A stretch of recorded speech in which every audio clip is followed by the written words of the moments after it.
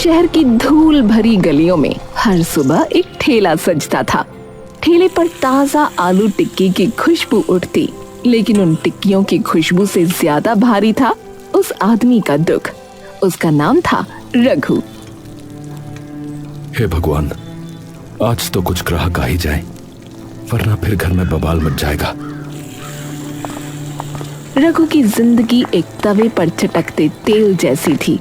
शोर बहुत, लेकिन हासिल कम। दिन भर खड़ा होकर आलू टिक्की बेचता और शाम होते होते बस कुछ सिक्के उसकी जेब में खनकते। अरे भाई, तेरी टिक्की में ना यार उतनी भी खुशबू नहीं आती है जितनी जो है वो शर्मा जी के ठेले से आती है। साहब, एक बार चख तो लीजिए, फिर मेरी टिक्की भूल नहीं पाएंगे। हाँ, लेकिन अक्सर लोग सिर्फ देख कर आगे निकल जाते। वही पुराना दिन, वही सूनी उम्मीद। घर पर हालात और बिगड़े हुए थे। बूढ़ा बाप खाट पर पड़ा कराहता रहता। उसकी खांसी की आवाज जैसे दीवारों में गूंजती रहती। पत्नी सुनीता के चेहरे पर चिंता की झुर्रियां उम्र से पहले उतर आई थीं, और छोटा बेटा सोनू, जिसकी मासूम आंखों में पढ़ाई के सपने थे, रघु के लिए सबसे बड़ा बोझ और सबसे बड़ी चाहत दोनों था। रघु कब तक ऐसे ही चलता रहेगा? न ढंग की कमाई, न चैन की जिंदगी। रोज रोज टिक्की से ही पेट भरना है क्या? सुनीता, कोशिश तो पूरी करता हूँ, मगर गली के लोग बस हंसते हैं, खरीदते नहीं। तेरी कोशिशों से ज्यादा मुझे तेरी बेबसी दिखती है। सोनू की फीस का क्या होगा? सोनू को किताबों से नहीं, बल्कि बस्ता खाली होने के डर से नींद आती थी। और इन सब के बीच सबसे बड़ी आफत था रघु का छोटा भाई मुकेश। मुकेश बहुत कमीना था। बाहर से सीधा सादा, पर भीतर से खोखला। उसे नशे की लत ने ऐसा जकड़ा कि घर परिवार की इज्जत सब पर मिट्टी डाल दी।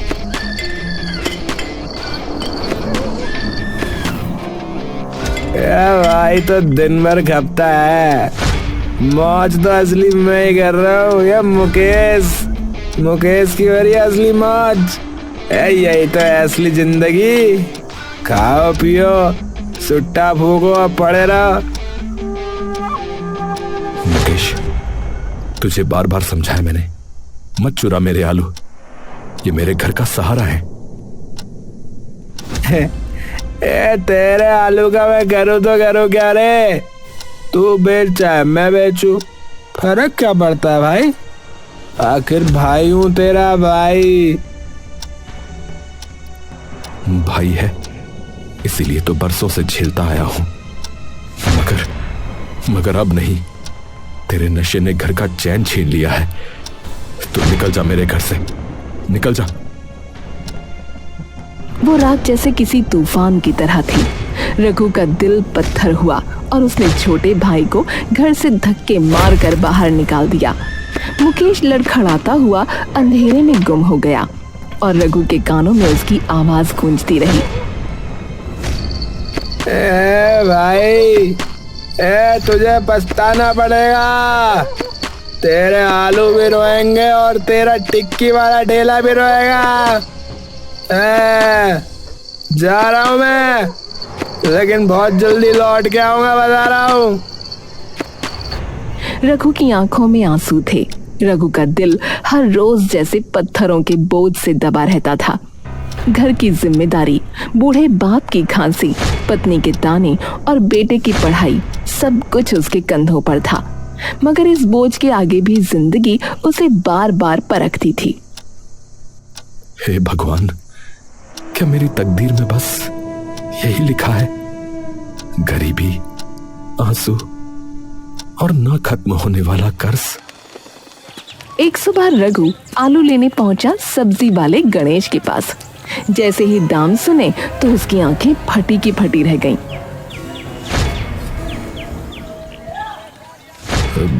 गणेश भाई, ये क्या मजाक है? इतने महंगे आलू लोग खरीदेंगे कैसे? मेरा धंधा बैठ जाएगा।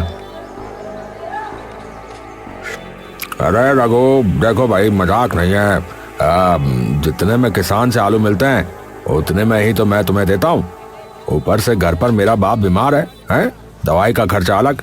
अब बताओ मैं क्या करूं, हैं? क्या करूं मैं? अरे तो क्या मैं चोरी कर लूं, तेरे आलू उठा के ले जाऊं? अरे अरे देख भाई, अगर तेरे बस में है तो उठा ले, मगर याद रख बाप का आलू पेट नहीं भरता, सिर्फ घर जला देता, बता रहा हूं। रघु के दिल में जैसे तूफान चल रहा था। मौका साफ था, अगर चाहे तो बोरी उठाकर भाग जाए, मगर उसी पल उसके मन की गहराई से आवाज आई, नहीं, चोरी से घर नहीं चलता।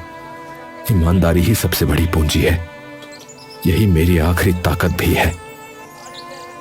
रघु ने कांपते हाथों से जेब टटोली, गिनती के नोट निकाले जिन पर जैसे उसका खून चिपका था। महंगे आलू खरीदे और ठेला सजाने चला गया। दिन बीते, तकलीफें वही रहीं। एक शाम रघु शहर के काम से लौट रहा था। रात ढल चुकी थी, गली अंधेरे में डूबी थी। तभी अचानक उसकी नजर पड़ी, 4 परछाइयां भारी संदूक उठाए दौड़ रही थीं। अरे ये लोग कौन है? और ये संदूक इतना भारी क्यों? रघु का दिल धक धक करने लगा। उसने चुपचाप उन चोरों का पीछा किया। जंगल में पहुंचते ही चोरों ने संदूक नीचे रखा और ढक्कन खोला। अंदर से नीली हरी रोशनी और धुआं निकला, जैसे आसमान का रहस्य खुल गया हो। अबे अब तो हम मालामाल हो जाएंगे बे। अबे ओए, सोने चांदी से बढ़कर है, दुनिया पे राज करेंगे, राज।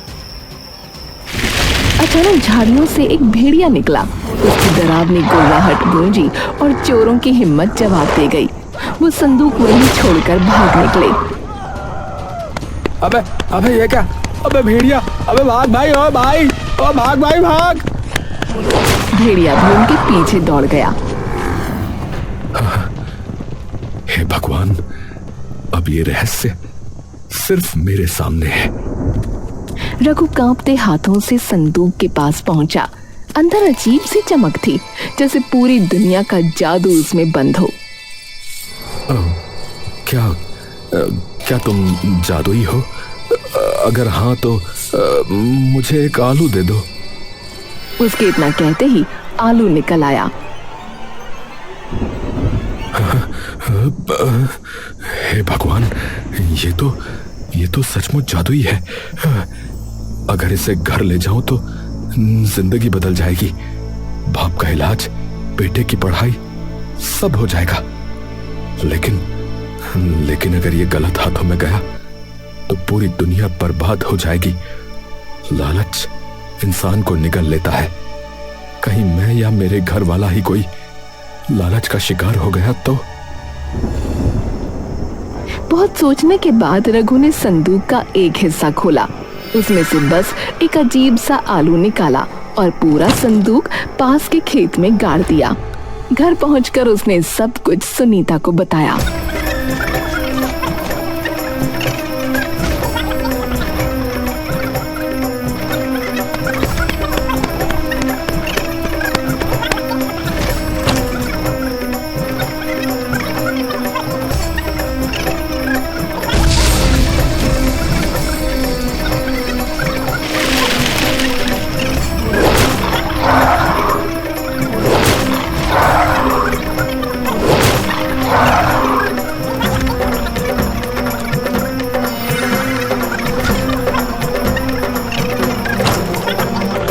सुनीता सुनते ही जैसे आग बबूला हो गई। तुम पागल हो गए हो क्या? अगर संदूक ले आते तो हमारी जिंदगी बदल जाती, बाप का इलाज, बेटे की पढ़ाई, सब हो जाता। सुनीता, लालच इंसान को खा जाता है। अगर मैंने वो संदूक उठा लिया तो उसका जादू हमें भी बर्बाद कर देगा। बेहतर है कि वो जमीन में ही दबा रहे। सुनीता की आंखों से आंसू बहे, मगर रघु की आंखों में अजीब सी चमक थी, ईमानदारी की चमक। अगले ही दिन गणेश आलू लेने किसान राम सिंह के खेत पहुंचा। जैसे ही दाम सुने तो चौंक पड़ा। अरे राम सिंह भाई, अरे ये क्या है? अरे इतने सस्ते आलू, कल तक तो दाम आसमान छू रहे थे भाई, फिर रातों रात क्या हो गया? अरे भाई समझ नहीं आया, रातों रात जो है फसल दोगुनी हो गई और खेत ऐसे लहलहा रहे हैं जैसे किसी ने जादू कर दिया हो भैया। गणेश बोरी भर भर कर सस्ते आलू शहर लाया और रघु के ठेले पर पहुंचा। अरे रघु, अरे देख भाई, तेरी प्रार्थना रंग लाई। ले, जितने आलू चाहिए ले जा भैया, दाम बहुत सस्ते हो रहे हैं। हाँ, क्या सच कह रहे हो गणेश भाई? ये कैसे हो गया? अरे पता नहीं भाई, मगर अब तेरी टिक्की फिर से बिकेगी भैया। रघु के चेहरे पर पहली बार वो मुस्कान खिली थी जो बरसों से गायब थी। सस्ते आलू मिल गए थे और वो मान बैठा था कि ये उसकी ईमानदारी की जीत है। उसके दिल में एक अजीब सी तसल्ली थी, जैसे भगवान ने उसकी सुन ली हो। उसने जादुई संदूक से लाए उस एक आलू को अलग रखने की ठानी थी, पर गलती से वो भी बाकी आलूओं में मिल गया और फिर उसकी टिक्कियों में घुल गया।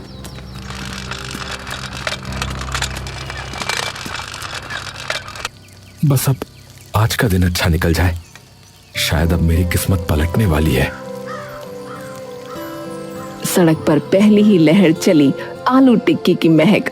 वो महक जैसे किसी जादुई मंत्र की तरह हवा में तैर रही थी। राह चलते लोग रुक रुक कर सूंघने लगे। बच्चे खींचकर अपनी माओं को ठेले तक ले आए। अरे भाई, अरे अरे आज तो तेरी टिक्की से गजब की खुशबू आ रही भाई, एक प्लेट लगा दे यार मेरे लिए। लीजिए साहब, बिल्कुल लीजिए, गर्मा गर्म टिक्की। और जैसे ही पहली टिक्की ग्राहक के मुंह में गई, उसके चेहरे पर ऐसा सुकून फैला जैसे बरसों का दर्द मिट गया हो। उसके बाद भीड़ जुटती चली गई। भाई मेरे लिए भी एक प्लेट यार, बड़ी अच्छी खुशबू आ रही भाई। क्या हो गया, क्या डाला है? जल्दी बना दे यार, इंतजार नहीं हो रहा अब। और रघु, मेरे बच्चों को भी खिला, इतनी खुशबू तो कभी किसी ने नहीं सूंघी। रघु का ठेला मानो तीर्थ बन गया हो। भीड़ उमड़ने लगी। टिक्की इतनी तेजी से बिकने लगी कि रघु की हथेलियां तवे से तेज गर्म हो गईं। शाम ढली, पैसे गिनते गिनते उसकी आंखें नम हो गईं। पहली बार घर जाते हुए उसके कदम भारी नहीं, हल्के थे।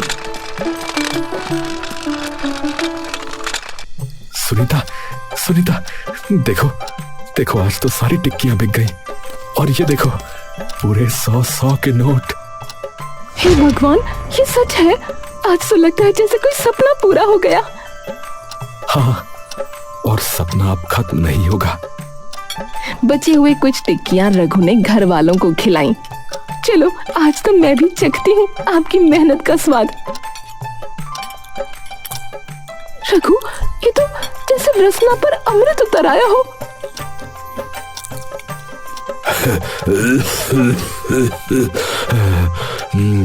अरे अरे बेटा, अरे ये कैसा जादू है?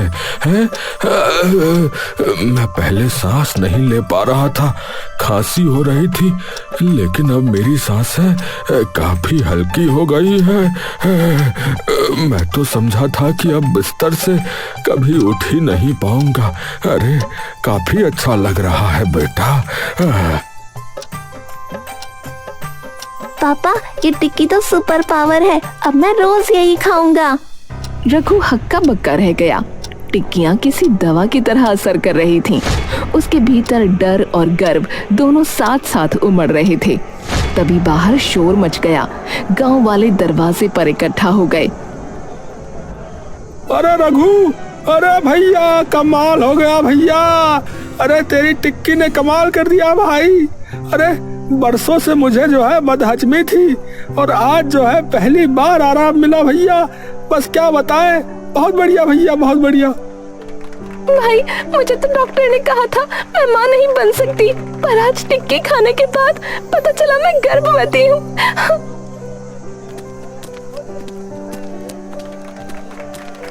अरे रघु काका, अरे अरे मेरे पैरों में जान लौट आई। देखिए मैं भाग सकता हूँ, दौड़ सकता हूँ। गांव वाले मानो उसे अवतार मान बैठे। चारों ओर से आवाजें उठ रही थीं।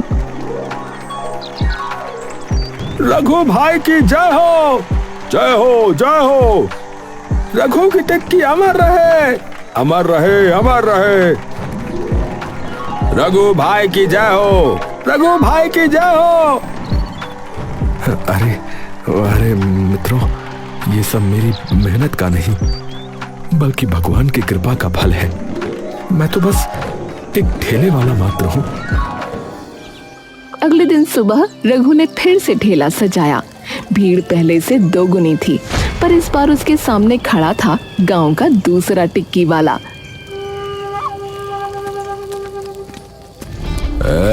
रघु, सच सच बता, किस बाबा से जादू करवा के लाया रे तू? हैं? या किसी तांत्रिक का दिया मसाला है तेरे पास? हैं? सच सच बता। अरे नहीं भाई, मैंने कुछ नहीं किया। तो फिर मुझे टिक्की खिला टिक्की अपनी। अगर कुछ नहीं किया तो मैं भी देख लूंगा। खिला।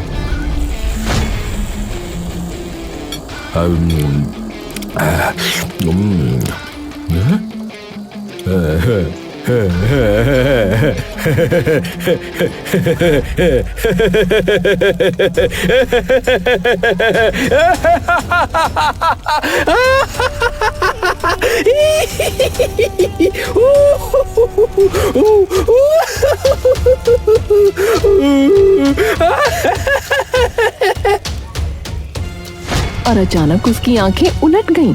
वो बेतहाशा हंसने लगा, जमीन पर लोट-पोट होकर पागलों की तरह चीखने लगा।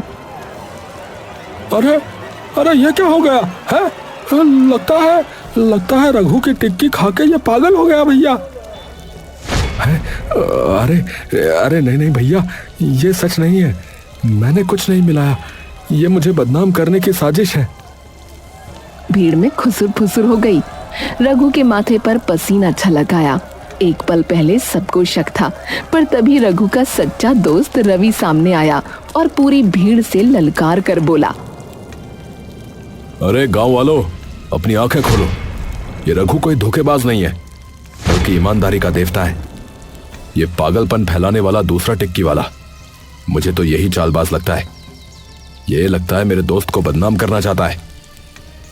भीड़ में हलचल मच गई। लोग समझ नहीं पा रहे थे कि किस पर यकीन करें, पर रवि की आवाज में इतनी सच्चाई थी कि जैसे आसमान भी गवाही दे रहा हो। हाँ भैया, रघु जो है सदैव ईमानदार रहा है। हम सब जानते हैं। ये दूसरा टिक्की वाला ही मुझे भी धोखेबाज लग रहा भैया।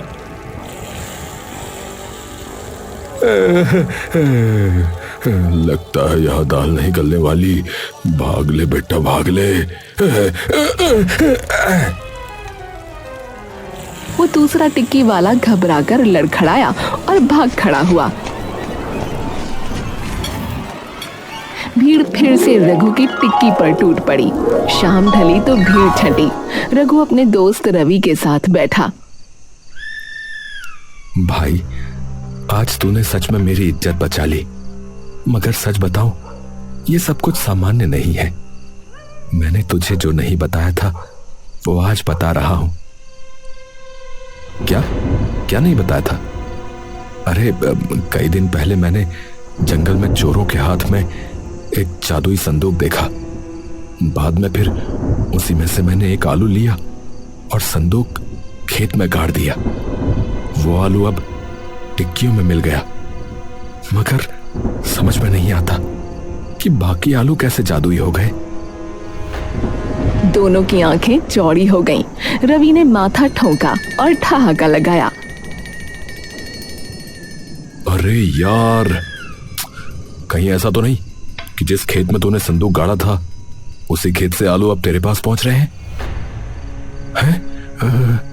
हे भगवान, अरे तू सच कह रहा है यार। शायद यही सच्चाई है। और अगर ऐसा है भी तो ये तो फिर हम सबके लिए वरदान है भाई। किसान के लिए, गणेश के लिए, मेरे लिए और जनता के लिए भी। अगले ही दिन सूरज चढ़ते ही खबर फैली कि राम सिंह खेत में रो रहा है। उसकी पूरी फसल उजड़ चुकी थी। अरे भैया, हे भगवान क्या हो गया? अरे मेरी मेहनत लुट गई भैया, मेरी फसल कोई उजाड़ ले गया। अब आलू फिर महंगे हो जाएंगे। ये तो बड़ी आफत है भैया। रघु को खबर लगी तो उसका दिल कांप उठा। वो तुरंत खेत पर पहुंचा। वहां का दृश्य देखकर उसकी आंखें फटी रह गईं। पूरा खेत खोदा हुआ था, जैसे किसी ने कुछ तलाशने के लिए तहस नहस कर दिया हो। भाई, मैं तुम्हें एक सच्चाई बताना चाहता हूँ। देखो, दरअसल मैंने यहीं पर एक जादुई संदूक गाड़ा था। शायद किसी को इसका पता चल गया है और उसने उसको चोरी कर लिया है। हाँ, क्या कह रहे हो रघु भैया? ये किसने किया होगा? देखो, मुझे शक है शायद मेरे ही किसी अपने ने ये किया है। मैंने ये राज सिर्फ अपने दोस्त को ही बताया था। रघु और राम सिंह दौड़ते भागते रवि के पास पहुंचे। सच बताओ रवि, क्या तुमने संदूक को चुराया है क्या? रघु, तूने ऐसा सोचा? ये क्या पागलपन है रे? मैं तेरे भाई जैसा हूं, तू मुझ पर शक करेगा? अरे हमारा खेत उजड़ा है, सच सच बताओ, छुपाओ मत उसे। अगर मैं तेरे खेत लूटता तो आज यहाँ खड़ा होकर तेरे सवालों का जवाब क्यों देता? बोल, मैं गद्दार नहीं हूं रघु। तीनों के बीच बहस छिड़ गई और अचानक पीछे से ढोल नगाड़ों जैसी आवाज आई। अरे आओ आओ, अरे मेरी स्पेशल आलू टिक्की खाओ। अरे आओ भैया आओ। अरे काकी, ए चाचा, ए छोटू, अरे आओ भाई। अरे हर दर्द का इलाज, हर मर्ज का सफाया, जिसने भी खाया उसने लाभ ही लाभ पाया है। भैया आओ। सबने मुड़कर देखा, सामने रघु का छोटा भाई मुकेश था।